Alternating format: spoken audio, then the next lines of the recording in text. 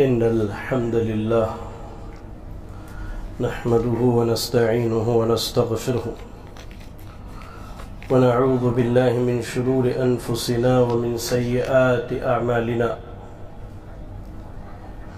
من يهده الله فلا مضل له ومن يضلله فلا هادي له وأشهد أن لا إله إلا الله وحده لا شريك له وأشهد أن محمدا عبده ورسوله يا أيها الذين آمنوا اتقوا الله حق تقاته ولا تموتن إلا وأنتم مسلمون يا أيها الناس اتقوا ربكم الذي خلقكم من نفس واحدة وخلق منها زوجها وبث منهما رجالا كثيرا ونساء واتقوا الله الذي تساءلون به والأرحام إن الله كان عليكم رقيبا يا أيها الذين آمنوا اتقوا الله وقولوا قولا سديدا يصلح لكم أعمالكم ويغفر لكم ذنوبكم ومن يطع الله ورسوله فقد فاز فوزا عظيما أما بعد فإن أصدق الحديث كتاب الله وأحسن الهدي هدي محمد صلى الله عليه وسلم وشر الأمور محدثاتها وكل محدثة بدعة وكل بدعة ضلالة وكل ضلالة في النار. أعوذ بالله من الشيطان الرجيم. بسم الله الرحمن الرحيم. ادخلوا الجنة أنتم وأزواجكم تحبرون رب اشرح لي صدري ويسر لي أمري واحلل عقدة من لساني يفقهوا قولي اللهم لا حول ولا قوة إلا بك. لائق صد احترام بزرگ حضرات، نوجوان ساتھیوں، عزیز بچوں اور پردہ نشین خواتین اسلام، آج کے خطبہ جمعہ میں جس موضوع پر مجھ طالب علم کو آپ کے سامنے کچھ باتیں رکھنی ہیں وہ موضوع ہے اہل جنت کے اوصاف. یعنی قرآن و حدیث نے وہ کون سے اوصاف اور صفات بیان کی ہیں کہ اگر ایک بندہ ان اوصاف و صفات کو اپنی زندگی میں لے آئے تو کلمہ لا الہ الا اللہ محمد الرسول اللہ کے اقرار کے بعد اس کے لیے جنت جانا اور جنت کا راستہ آسان ہو جاتا ہے. حاضرین گرامی، جنت میں داخل ہونے والے یا داخل کرنے والے صفات سے پہلے میں آپ کے سامنے چند باتیں پہلے اس موضوع پر رکھوں کہ لوگ جب جنت میں داخل ہوں گے تو ان کی حالت کیا اور کیسی ہوگی. اللہ سے دعا کیجئے کہ اللہ تعالی ہم سب کو جنت الفردوس میں جگہ عطا فرمائے، آمین. قرآن مجید کی اگر آپ تلاوت کریں تو سورہ زمر پڑھیے، آیت نمبر 73 میں اللہ نے کہا وَسِيقَ الَّذِينَ اتَّقَوْا رَبَّهُمْ إِلَى الْجَنَّةِ زُمَرًا، کہا کہ وہ لوگ جنہوں نے تقوی کی زندگی گزاری ہے، جی تقوی کی زندگی، اہل تقوی جنہیں کہا جاتا ہے، جنہیں متقی اور پرہیزگار کہتے ہیں. یہ تقوی کی زندگی کیا ہے؟ موٹے الفاظ میں سمجھیے، اللہ کے ڈر سے جہاں ہم حلال چیزوں کو اختیار کرتے ہیں وہیں اللہ کے ڈر سے حرام چیزوں کو چھوڑ دینا. یہ موٹی سی تعریف ہے تقوی کی. کہا کہ اہل تقوی کو جب گروہ در گروہ جنت کی طرف ہانک کر کے لایا جائے گا. آپ دیکھتے ہوں گے ایک آدمی جو بکریوں کا، جانوروں کا چرواہا ہے، وہ بڑے سے میدان میں جانوروں کی ریوڑ کو ایک طرف ہانک کر کے لے جاتا ہے. ایسے ہی جنتیوں کو جنت کی طرف اور جہنمیوں کو جہنم کی طرف اللہ کے حکم سے فرشتے ہانک کر کے لے جائیں گے. اللہ تعالیٰ نے اہل جنت کا تذکرہ کیا کہا کہ وسیق الذین اتقوا ربهم الی الجنۃ زمرا، کہا کہ ایمان والوں کو، تقوی والوں کو جنت کی طرف ہاک کر کے لے جایا جائے گا، حتی اذا جاؤہا، یہاں تک کہ یہ جنت کے پاس پہنچیں گے، یہ جنت کے دروازے پر پہنچیں گے، وفتحت ابوابہا، اور جنت کا دروازہ ان کے لیے کھولا جائے گا۔ کیا کہا اس کے بعد؟ وقال لهم خزنتها سلام علیکم، اب جنت کا داروغہ یہاں ان سے کہے گا سلام علیکم، تمہارے اوپر سلامتی ہو، طبتم فادخلوها خالدین، بھائی بڑے مبارک آدمی ہو، آؤ اللہ کی جنت میں ہمیشہ ہمیشہ کے لیے داخل ہو جاؤ۔ یہ ماحول ہوگا کہ اللہ رب العالمین کے حکم سے وہ بندے جو تقوی اور پرہیزگاری کی زندگی گزارتے ہیں، فرشتے انہیں جنت کی طرف ہاتھ کر کے لے جائیں گے۔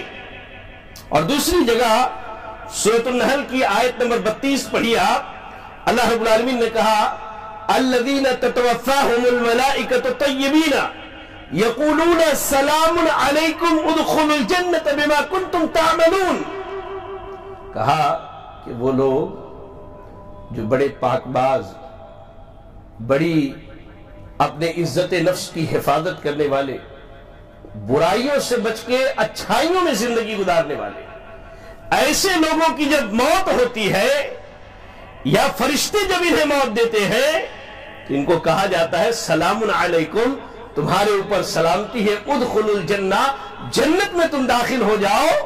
کیوں؟ بما کنتم تعملون، یہ جنت تمہارے عملوں کا بدلہ ہے۔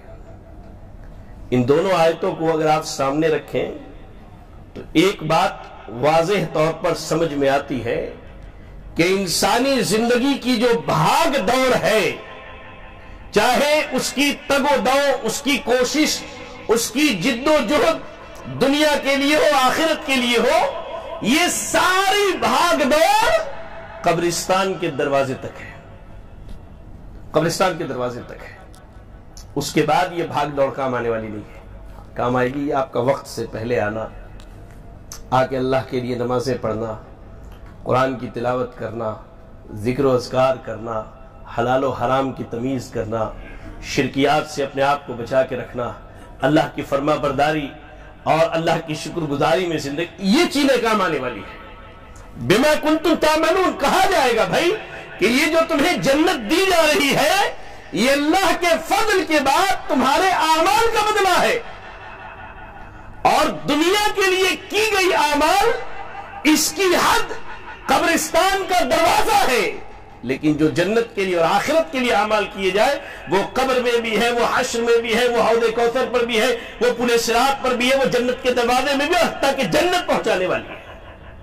کیا کہا اللہ رب العالمین نے؟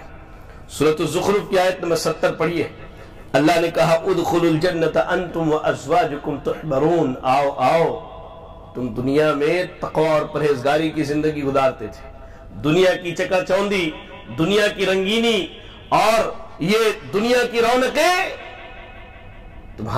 تمہیں تمہارے دین سے روکنے میں کامیاب نہیں ہے، تم اللہ کے دین پر ڈٹے رہے، اور تم اور تمہارے بیوی بچے، سبحان اللہ، کہا کہ تم اور تمہارے بیوی بچے خوشی خوشی اللہ رب العالمین کی جنت میں داخل ہو جاؤ۔ تو یاد رکھیں، قیامت کے دن اہل جنت کو جنت کی طرف بلایا جائے گا، جنت کی طرف بلایا جائے گا۔ جب لوگ جنت میں داخل ہوں گے تو ان کی شکل و صورت، اس کی کیفیت کیا ہوگی، اس پر دو تین باتیں میں آپ کے سامنے رکھوں۔ آپ پڑھیں، صحیح بخاری اور صحیح مسلم کی حدیث ہے، راوی حدیث ابو ہریرہ رضی اللہ تعالی عنہ ہے، کہا کہ اللہ کے نبی صلی اللہ علیہ وسلم نے کہا خلق اللہ آدم علی صورتہ طولہ 60 ذراعا، کہا کہ اللہ نے آدم علیہ السلام کو ان کی صورت پر پیدا کیا۔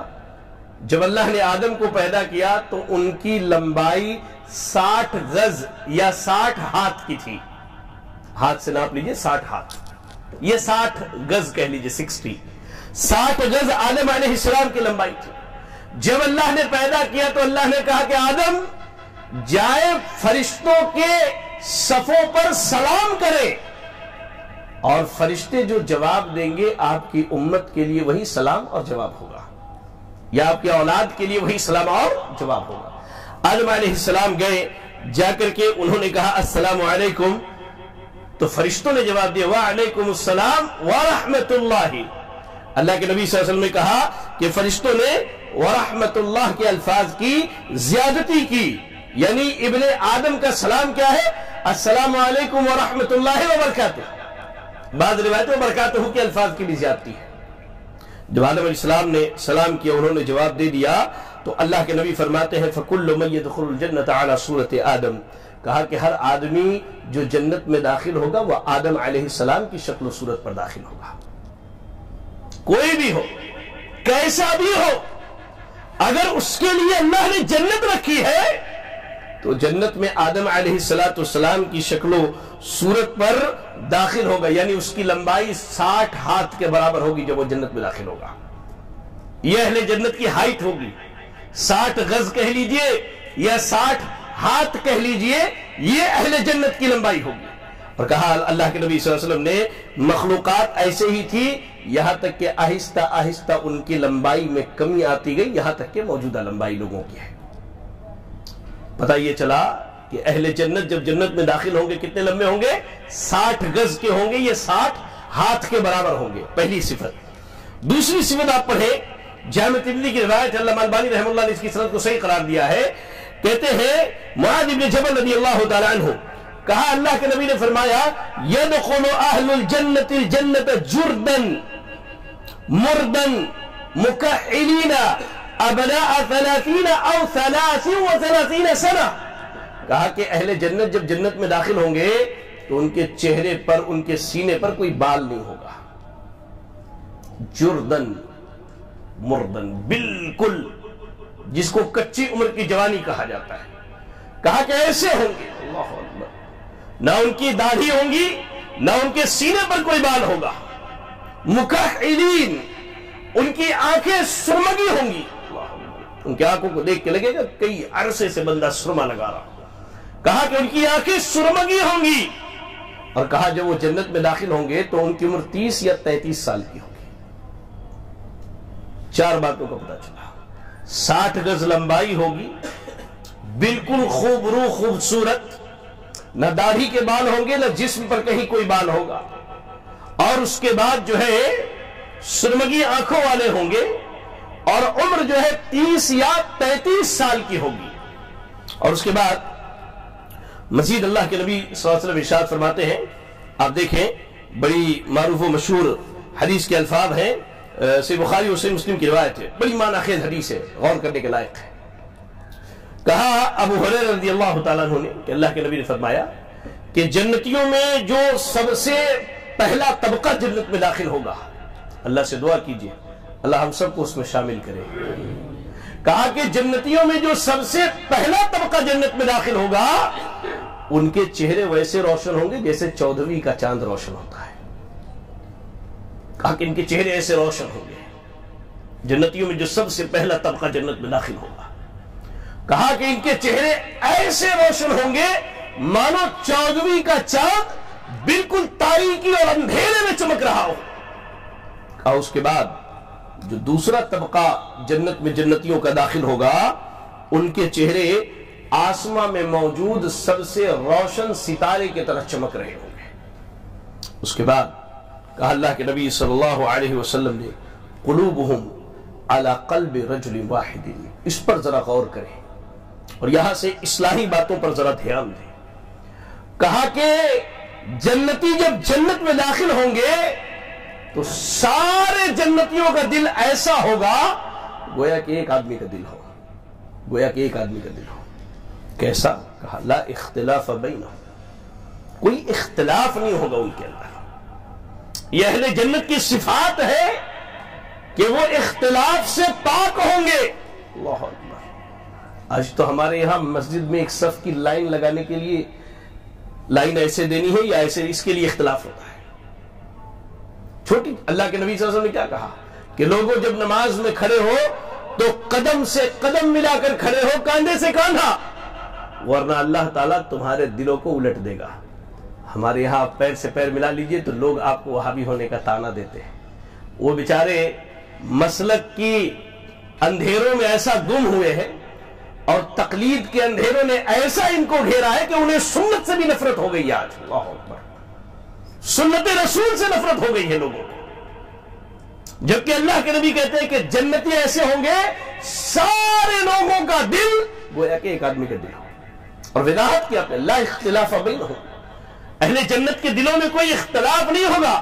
ولا تباغض، اور نہ ہی دل میں ایک دوسرے کے لیے حسد، نفرت، جلن، کینہ، کپٹ، غصہ اور ناراضگی ہوگی. دل بالکل صاف ستھرا ہوگا. آگے میں اس کی تفصیل بتاتا ہوں آپ کو. کہا لِكُلِّ امْرِئٍ مِّنْهُمْ زَوْجَتَانِ، کہا کہ اللہ تعالیٰ ہر جنتی کو 2 بیویاں دے گا.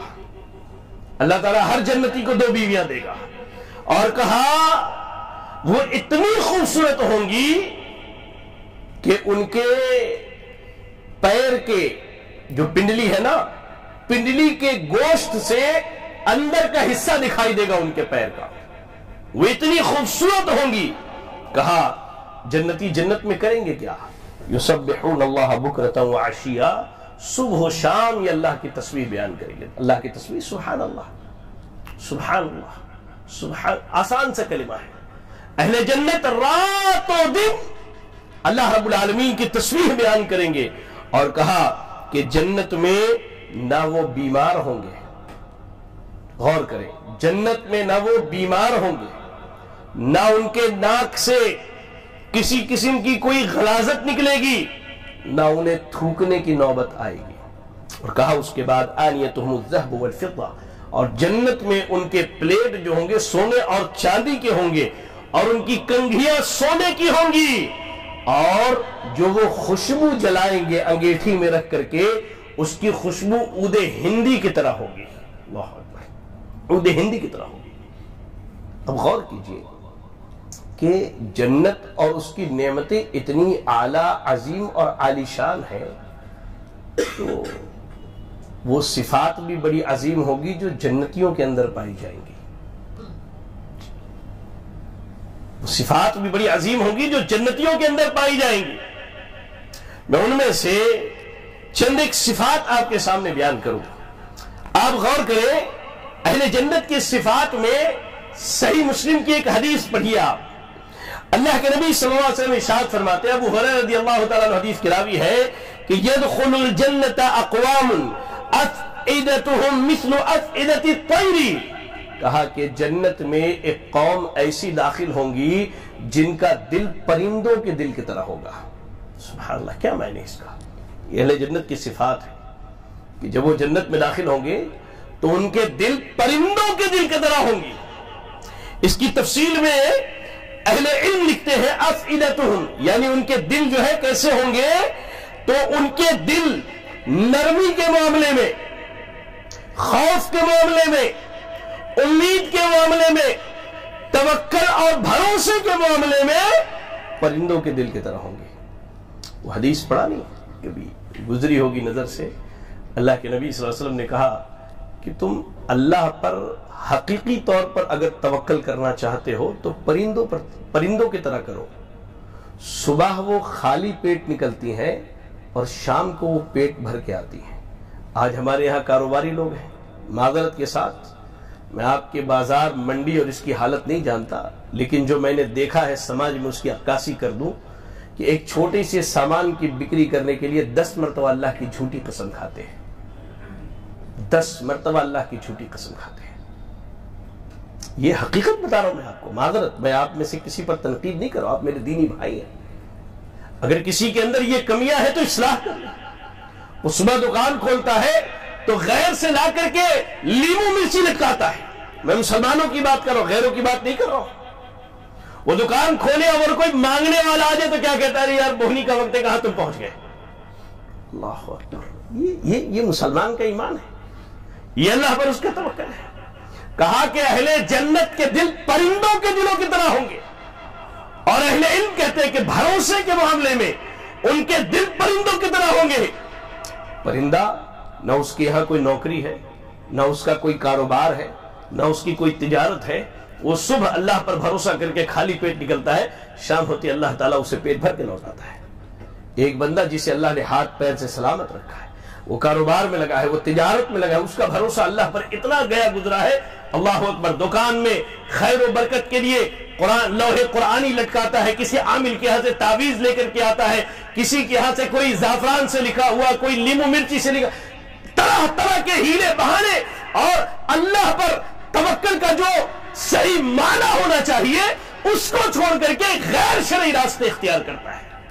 کہا اللہ کے نبی صلی اللہ علیہ وسلم نے، آپ نے کہا کہ لوگ جو جنت میں داخل ہوں گے ان کے دل پرندوں کے دل کی طرح ہوں گے۔ اچھا، اس حدیث کا ایک فائدہ سناؤں آپ کو، اہل علم اس کا ایک عظیم فائدہ بیان کرتے کہتے ہیں کہ یہاں ایک چیز یہ بھی ہے کہ انسان کا دل جب تک اللہ سے ڈرنے والا اور امید کرنے والا نہ ہوگا تب تک وہ جنت میں نہیں جائے گا۔ اور آپ کو معلوم ہے اس باب میں بڑے بڑے لوگ گمراہ ہوئے ہیں۔ ایک فرقہ مرجئوں کا فرقہ ہے، مرجئہ جس کو کہا جاتا ہے، ان کے یہاں کیا ہے؟ آج ہمارے اہل حدیثوں میں سے اکثریت اس کی طرف آہستہ آہستہ بڑھ رہی ہے۔ مرجئیت کیا ہے کہ ہم مانتے ہیں کہ لا الہ الا اللہ کا اقرار کیا، محمد رسول اللہ کی گواہی دی، آپ کی نبوت و رسالت کی گواہی دی، اب اس کے بعد امید لگا کے بیٹھ گئے بھائی شرک نہیں کرتے نا جنت میں جائیں گے۔ مرجئیوں کا یہ عقیدہ ہے کہ ایمان کی موجودگی میں گناہ نقصان نہیں پہنچاتا ہے۔ جی، یہ مرجئیوں کا عقیدہ ہے، ایمان کی موجودگی میں گناہ نقصان نہیں پہنچاتا ہے۔ آپ مکمل امید لگا کے بیٹھ گئے، آپ نے خوف کو چھوڑ دیا، اور خوف کے بعد میں جس نے غلو کیا وہ خارجیت کی طرف چلا گیا۔ جی، خوف کے بعد میں جس نے غلو کیا خارجیت کی طرف چلا گیا۔ خارجیوں کیا ہے؟ گناہ کبیرہ کا مرتکب کافر، وہ ہمیشہ کے لیے جہنم میں چلا گیا۔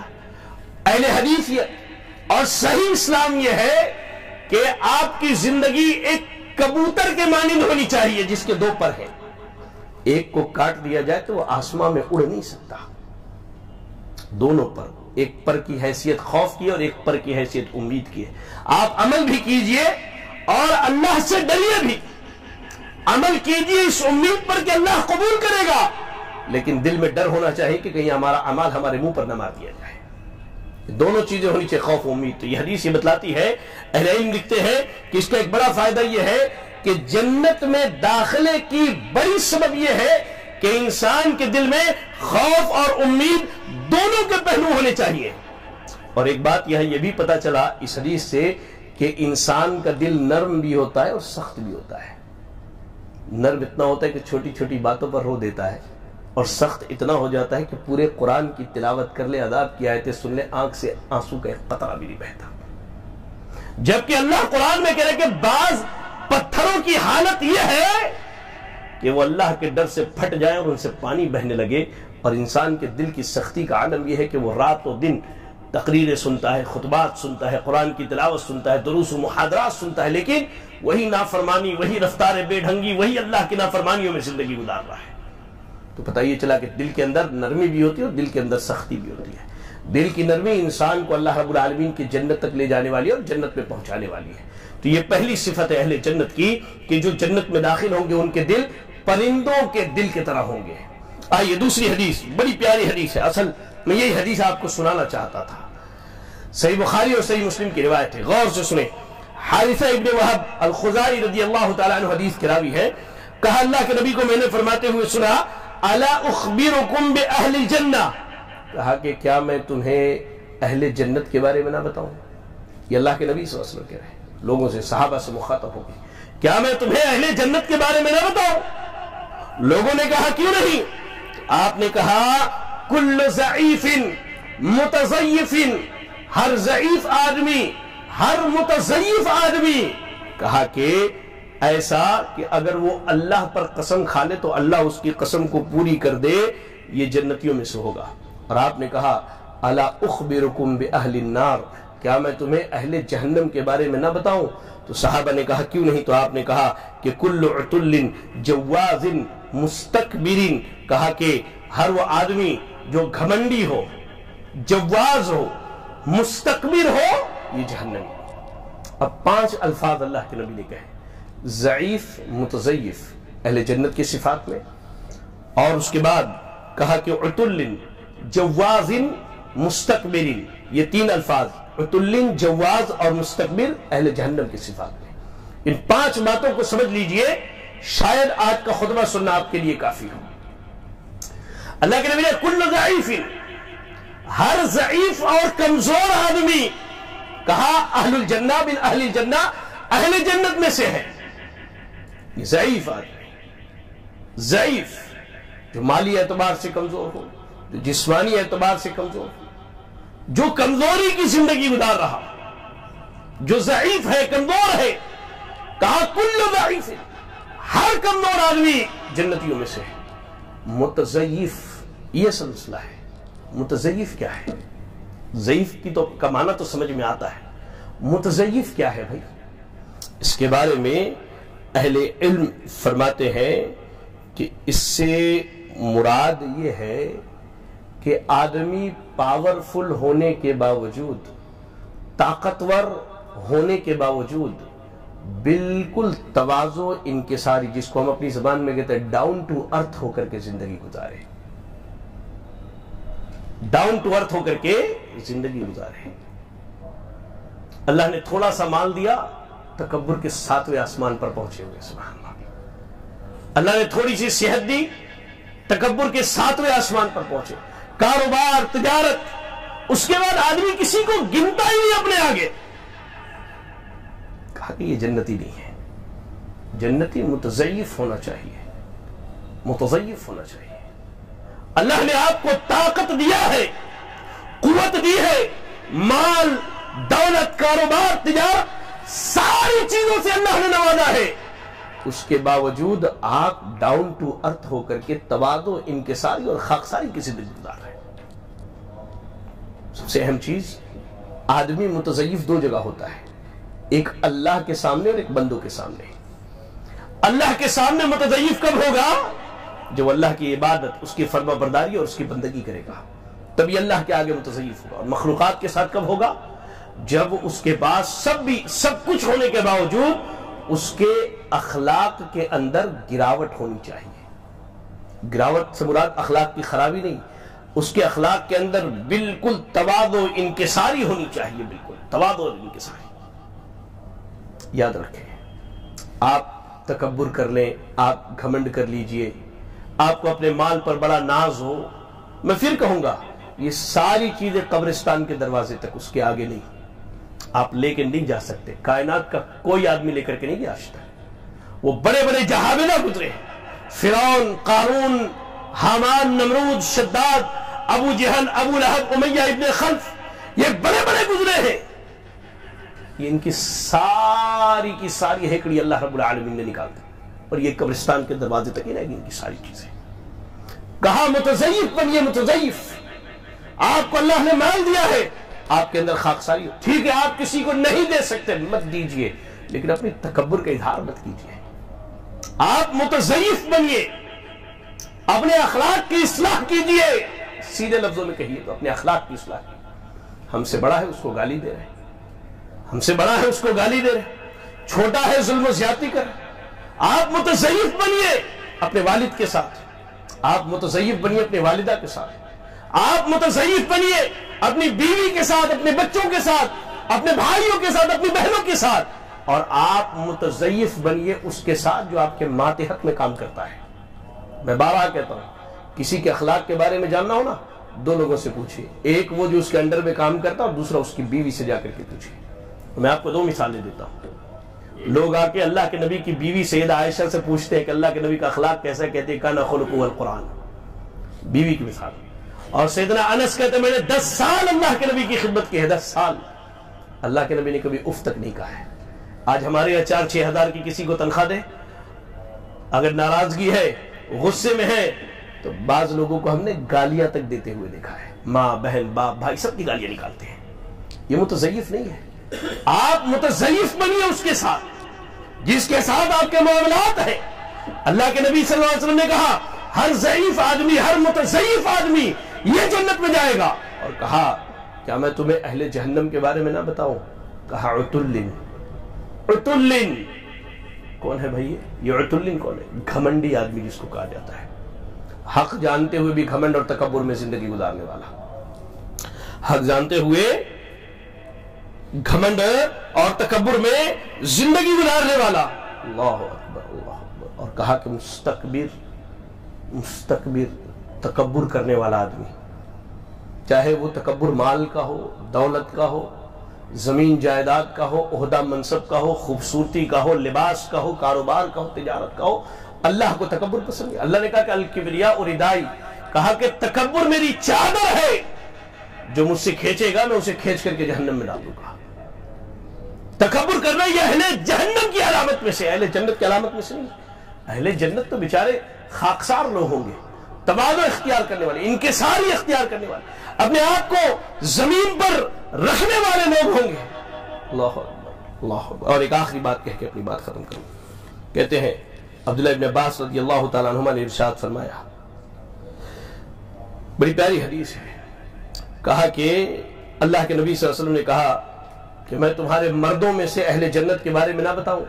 پھر آپ نے کہا کہ نبی جنت میں، صدیق جتنے گزرے ہیں سب جنت میں، شہید جتنے گزرے ہیں سب جنت میں، وہ بچہ جو پیدا ہو اور بلوغت سے پہلے مر جائے اس بچے کے بارے میں آپ نے کہا کہ جنت میں۔ اور غور سے سنیں اس حدیث کے الفاظ کو، غور سے سنیں اس حدیث کے الفاظ کو، کہا کہ اس کے بعد وہ دو آدمی جو آپس میں محبت اللہ کے لیے کرتے ہیں، کہا کہ وَالرَّجُلُ يَزُورُ أَخَاهُ فِي نَاحِيَةِ الْمِصْرِ لَا يَزُورُهُ إِلَّا لِلَّهِ عَزَّ وَجَلَّ۔ کہیں دور بستی میں آپ کا کوئی ایمان والا بھائی ہے، آپ صرف اللہ کے لیے اس سے ملاقات کے لیے جاتے ہیں، اللہ نے کہا کہ اللہ کے نبی نے کہا دونوں جنتی ہیں۔ آج تو ہمارے ہم ملاقات کا کوئی تصور ہی نہیں، صاحب اسٹیٹس پر لکھ دیتے ہیں، ہم اسٹیٹس پر جواب دے دیتے ہیں، کبھی توفیق ہوئی تو فون کر کے خیریت پوچھ لی۔ اللہ سے ڈرو اس معاملے میں، اللہ سے ڈرو اس میں۔ اللہ تعالیٰ نے یہ جو رشتہ جوڑا نا انسانیت کے رشتہ، اس کو برقرار رکھے آپ۔ اللہ کے نبی نے کہا کہ ایک آدمی جو اپنے شہر کے کسی کنارے پر رہنے والے بھائی سے صرف اللہ کے لیے ملاقات کرنے جائے، کہا کہ یہ دونوں جنتی ہیں۔ اور میری ماں اور بہنیں سنیں، اللہ کے نبی نے اس عورت کو بھی جنتی کہا ہے۔ کس عورت کو؟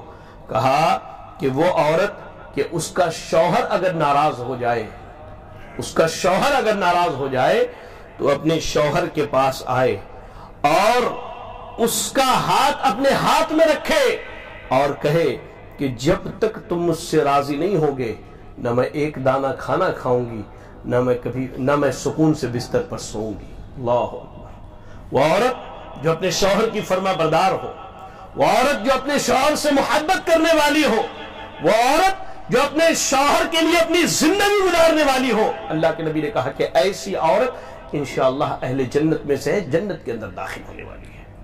میرے بھائیو، یہ کچھ بنیادی باتیں تھی جنت اور اہل جنت کے تعلق سے۔ اللہ سے دعا ہے کہ اللہ تعالی ہمیں اور آپ کو ان صفات کو اختیار کرنے کی توفیق عطا فرمائے جو اہل جنت کی صفات ہیں، اور اللہ ہمیں اور آپ کو ان صفات سے بچنے کی توفیق عطا فرمائے جو اہل جہنم کی صفات ہیں۔ اللہ تعالی ہمیں اور آپ کو جنت کے قریب کر دے اور ان اعمال کی توفیق عطا فرمائے جو جنت سے قریب کرنے والے ہیں۔ اللہ ہمیں اور آپ کو جہنم سے بچا لے اور ان اعمال سے بچنے کی توفیق عطا فرمائے جو جہنم کے قریب کرنے والے ہیں۔ الہ العالمین، ہم میں جو پریشان حال ہیں اللہ ان کی پریشانیوں کو دور فرما دے۔ اللہ جو بیمار ہیں انہیں شفاء کامل عاجلہ عطا فرما دے۔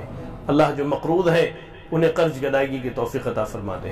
الہ العالمین، دنیا کے کسی گوشے میں خطے میں کوئی مسلمان پریشان حال ہو اللہ اس کی پریشانیوں کو دور فرما دے۔ الہ العالمین، بالخصوص اہل فلسطین کی پریشانیوں کو دور فرما دے۔ اللہ تو نے اپنے قدرت سے ان یہود اور صہاینہ پر جو آگ مسلط کیا ہے اللہ تو اس میں زیادتی عطا فرما دے۔ اللہم زد، اللہم زد، اللہم زد۔ اللہ تو ان کے گھروں کو آگ سے بھر دے، اللہ تو ان کے گھروں کو آگ سے بھر دے، اللہ تو ان کے گھروں کو آگ سے بھر دے۔ الہ العالمین، ہمارے اس ملک کو امن و شانتی کا گہوارہ بنا دے۔ اللہ جو امن و شانتی کے دشمن ہے اللہ ہم ان کو تیرے حوالے کرتے ہیں، اللہ تو ان سے نپٹ لے، اللہ تو ان سے سمجھ لے۔ الہ العالمین، تو ہمیں جب تک دنیا میں زندہ رکھ، دین اسلام پر زندہ رکھ اور خاتمہ ایمان اسلام کی حالت میں ہو۔ آمین وآخر دعوانا الحمدللہ رب العالمین۔